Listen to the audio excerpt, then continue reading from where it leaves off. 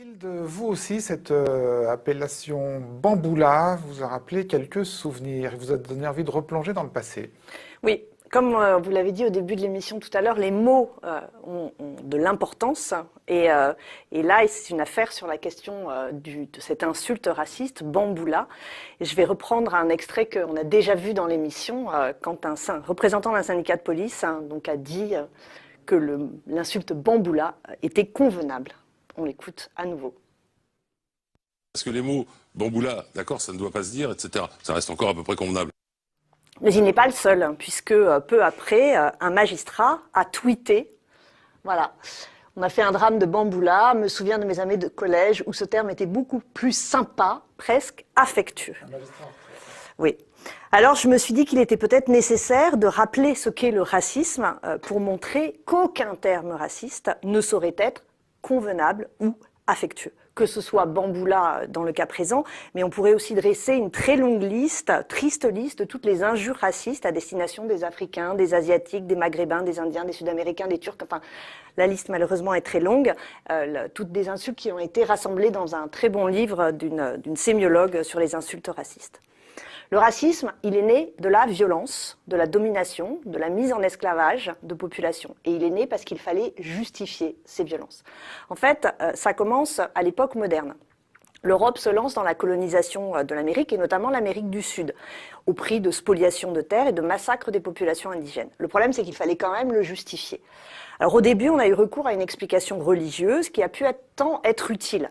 En fait, on refusait de reconnaître aux indigènes qu'ils avaient une âme, qu'ils étaient donc humains, et comme ils n'étaient pas humains au même titre que les colonisateurs, on pouvait justifier les brutalités. Sauf que ça marche pas très longtemps, cette explication religieuse, et même au début du XVIe siècle, c'est l'Église qui se heurte contre ces justifications. Des voix s'élèvent venant de religieux pour dénoncer les brutalités faites aux populations indigènes des colonies espagnoles d'Amérique du Sud. Le premier, c'est un dominicain, Antonio Montesinos, qui, dénonçant ces brutalités, avait dit « Je vous dis que vous êtes tous en état de péché mortel à cause de votre cruauté envers ce peuple innocent ». Ensuite, Bartolomé de Las Casas prend le relais. Puis le pape, 1537, le pape sort deux textes importants dans lesquels il dit que les peuples connus ou appelés à l'être ont tous une âme et sont humains, et que par conséquent, parce qu'ils ont une âme et qu'ils sont humains, il condamne l'esclavage des Indiens, affirme leur droit à la liberté et à la propriété. Dans ce contexte de pression religieuse, Charles Quint, un peu embêté par les propos du pape, commence à limiter les violences et interdit l'esclavage dans les colonies espagnoles, ce qui évidemment ne fait pas l'affaire des colons espagnols. Donc ceux-ci vont riposter. Ils vont publier des traités s'appuyant essentiellement sur Aristote pour légitimer la conquête. Pour eux, il fallait forcément diriger les populations indigènes et ils les décrivent comme privées de sens moral, inférieures et reprenant le concept d'Aristote, esclaves nés. Charles Quint, embêté, ordonne en 1551 un débat théologique sur la légitimité de la conquête, débat qui se tiendra à Valladolid. D'un côté, il y a Las Casas. Lui, il défend, en s'appuyant sur saint Thomas d'Aquin et le pape, que toute société est d'égale dignité humaine, qu'elle soit chrétienne ou païenne, et donc toute violence est délégitimée. En face, un jésuite, Sepúlveda. Lui, il va rapporter les pratiques d'anthropophagie, de sacrifice humain des sociétés précolombiennes pour justifier la conquête, pour justifier la conversion forcée, pour justifier tout ce concert de violence. Las Casas riposte en évoquant la grandeur des civilisations précolombiennes et les brutalités inhérentes à la civilisation occidentale. Cette image du Cordes Mendoza est intéressante parce qu'on a la représentation des deux arguments. L'architecture pour montrer la civilisation précolombienne et les sacrifices humains, qui est l'argument de Sepúlveda. Une année de débat, au terme de laquelle, en fait, les deux parties se déclarent toutes les deux vainqueurs.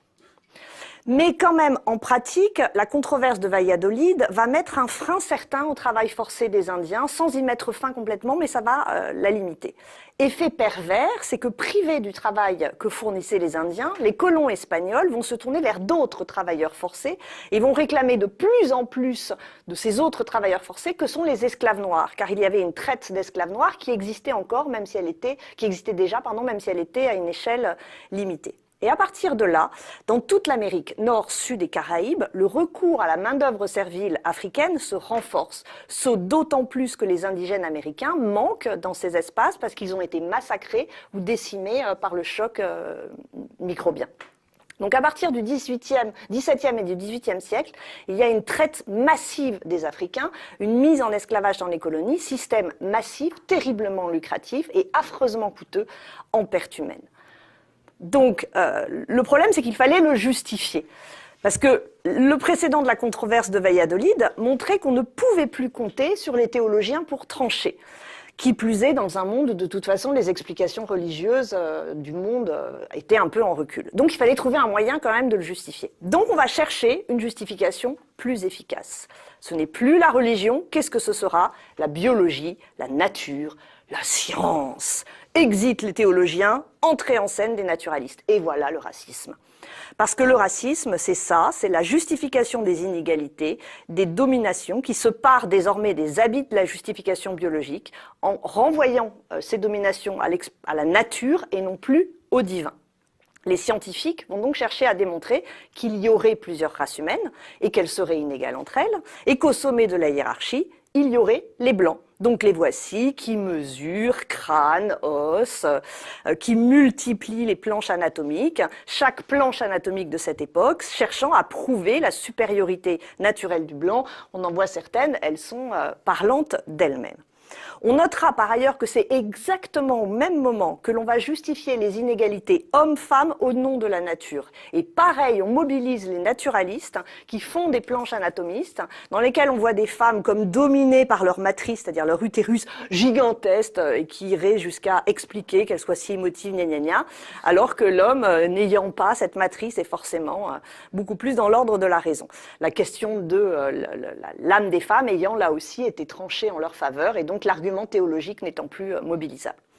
Donc le racisme, même si à l'époque on ne l'appelle pas encore ainsi, a permis de justifier le maintien de l'esclavage. Et il est très utile à la fin du XVIIIe siècle alors que se déroulent les révolutions libérales. Parce qu'on est quand même dans une situation où aux États-Unis, on vient de faire une révolution. En France, en 1789, une révolution qui a affirmé les droits de l'homme, qui dit que les hommes sont égaux, qu'ils ont comme le droit de... Enfin, ils sont libres, c'est leur droit de l'homme. Et en même temps, on maintient les pratiques esclavagistes. Et le racisme permet en fait de résoudre cette aporie.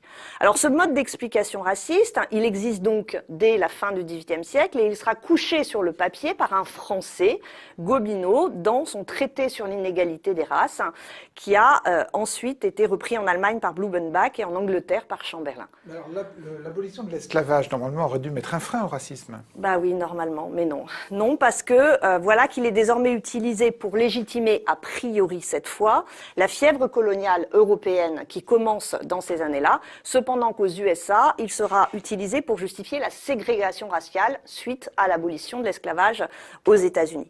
En fait, l'idée qu'il y a des races inférieures et supérieures permet de justifier un devoir de civilisation, vous aurez reconnu Ferry, un fardeau de l'homme blanc, qui pousserait donc naturellement les Européens à la conquête puis au partage de l'Afrique et de l'Asie, ainsi que donc à la mise en travail forcé de leur population, et permet aussi de légitimer, une fois que la conquête est opérée, des législations qui opèrent des distinctions de droits sur une base raciale, le code de l'indigénat, mais aux États-Unis, c'est les lois de ségrégation et de discrimination. En d'autres termes, le racisme a toujours permis à des régimes qui se disent pourtant démocratiques de résoudre l'aporie ou le paradoxe, d'un côté affirmation de principes émancipateurs et égalitaires, mais en même temps volonté de conquête et d'assujettissement avec toutes les violences que ça implique. Tout est alors fait donc pour présenter les peuples colonisés comme des peuples inférieurs, dans une représentation qui peut jouer de la dénonciation de la sauvagerie, mais aussi qui peut parfois présenter les colonisés comme des enfants joyeux qu'il faudrait éduquer. Les expositions coloniales, qui se multiplient depuis la fin du XIXe siècle et au début du XXe siècle, ne servent qu'à cela. Elles ont pour but d'exhiber toutes les fiertés du colonialisme, des monuments, des bêtes sauvages et aussi des populations colonisées, hommes et femmes à moitié nus, à qui l'on demande de cuisiner, de danser.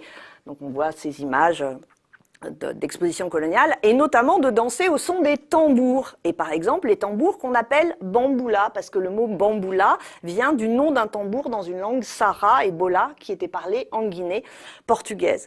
Donc, les tambours bamboula donnent ensuite le nom à une danse africaine, qui est présentée évidemment comme primitive et violente, parce que c'est les représentations dominantes, et ensuite désigne tous les Africains dans les insultes racistes.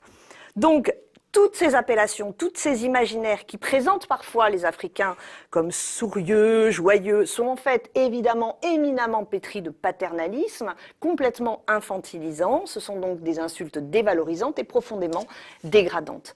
Donc, ces imaginaires auxquels appartient Bamboula sont évidemment mobilisés lorsqu'il s'agit de valoriser les combattants coloniaux lors de la Grande Guerre ou de vendre du chocolat. L'image emblématique étant celle de Banania, mais le Bamboula en est finalement un avatar. C'est exactement les mêmes images. En conséquence, Bamboula ne peut pas être affectueux ou convenable. Bamboula est affectueux ou convenable pour des racistes. Mais comme toutes les autres injures racistes, c'est le produit de l'esclavage, du colonialisme. C'est des insultes qui stigmatisent et qui dégradent. Ce que l'on peut dire, c'est que leur usage et leur défense témoignent du racisme qui imprègne encore notre société et certaines de ses institutions. Un racisme, donc, on en a parlé dans l'émission, mais dans les travaux récents, notamment de Didier Fassin ou de Mathieu Rigouste, montre qu'il est très présent dans la police. Ce alors que depuis, la France est venue détruire toutes les thèses des anatomistes et des naturalistes du XVIIIe siècle.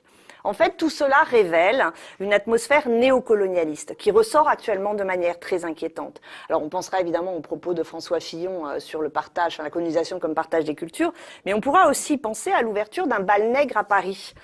Il y a quelques semaines, un établissement a voulu se réappeler Bal Nègre. Alors c'était une référence à la revue Nègre dans laquelle triomphait dans l'entre-deux-guerres Joséphine Baker.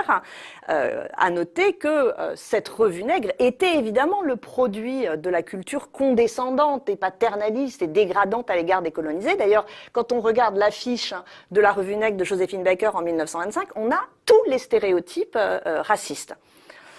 Alors finalement, ça a suscité une telle indignation que, heureusement, il ne sortira pas, il n'y aura pas de bal nègre à Paris.